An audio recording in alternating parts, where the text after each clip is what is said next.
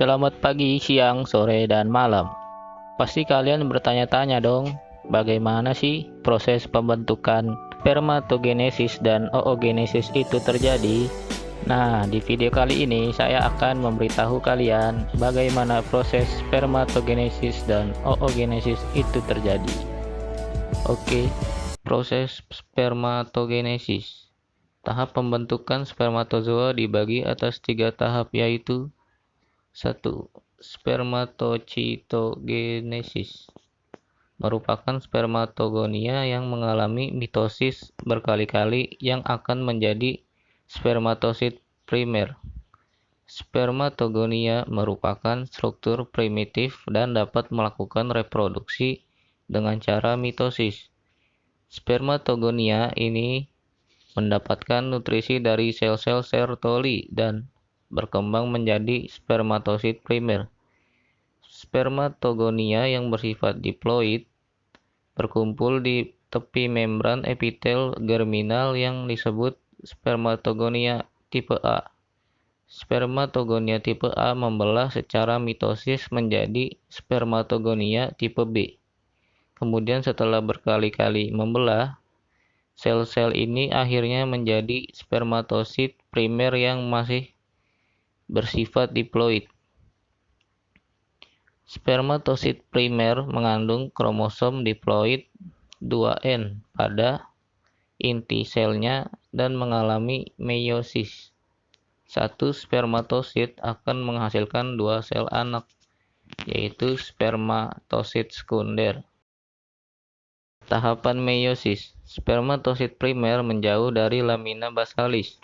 Sitoplasma makin banyak dan segera mengalami meiosis 1, menghasilkan spermatosit sekunder yang N kromosom atau haploid.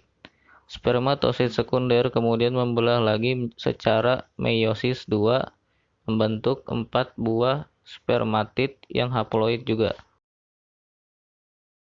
Tahapan spermiogenesis merupakan transformasi spermatid menjadi spermatozoa yang meliputi 4 fase, yaitu fase Golgi, fase tutup, fase akrosom, dan fase pematangan. Hasil akhir berupa 4 spermatozoa atau sperma masak. Ketika spermatid dibentuk pertama kali, spermatid memiliki bentuk seperti sel-sel epitel.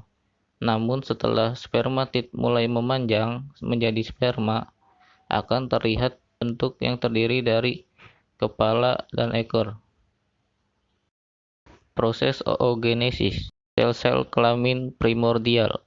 Sel kelamin primordial dikelilingi oleh sel-sel pregranulosa yang melindungi dan memberi nutrien oogonium dan secara bersama-sama membentuk folikel primordial. Folikel primordial. Pada waktu pubertas, satu folikel dapat menyelesaikan proses pemasakan dan disebut folikel de Graaff, di mana di dalamnya terdapat sel kelamin yang disebut oosit primer. Oosit primer. Inti atau nukleus oosit primer mengandung 23 pasang kromosom atau 2N. Satu pasang kromosom merupakan kromosom yang menentukan jenis kelamin dan disebut kromosom XX. Kromosom-kromosom yang lain disebut autosom. Satu kromosom terdiri dari 2 kromatin. Kromatin membawa gen-gen yang disebut DNA. Pembelahan meiosis pertama. Pembelahan meiosis pertama ini menyebabkan adanya kromosom haploid pada oosit sekunder dan badan polar primer, juga terjadi pertukaran kromatid dan bahan genetiknya. Oosit sekunder. Pembelahan meiosis kedua biasanya terjadi hanya apabila kepala spermatozoa menembus zona pellucida oosit. Oosit sekunder membentuk ootit yang akan berdiferensiasi menjadi ovum dan 1 badan polar lagi, sehingga terbentuk 3 badan polar dan 1 ovum masak, semua mengandung bahan genetik yang berbeda.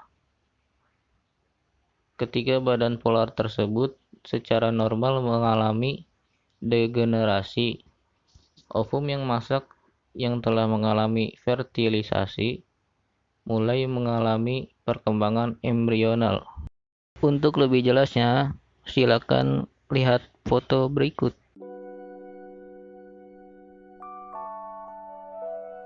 Lalu, apa itu corona?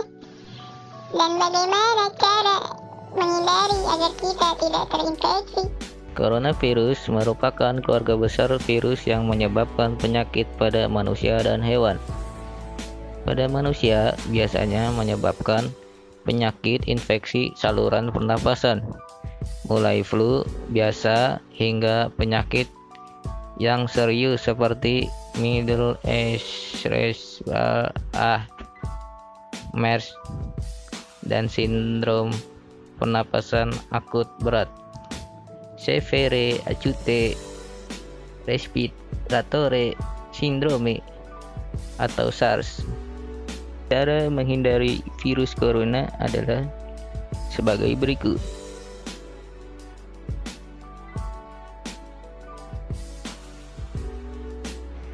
Saya sudahi dulu ya.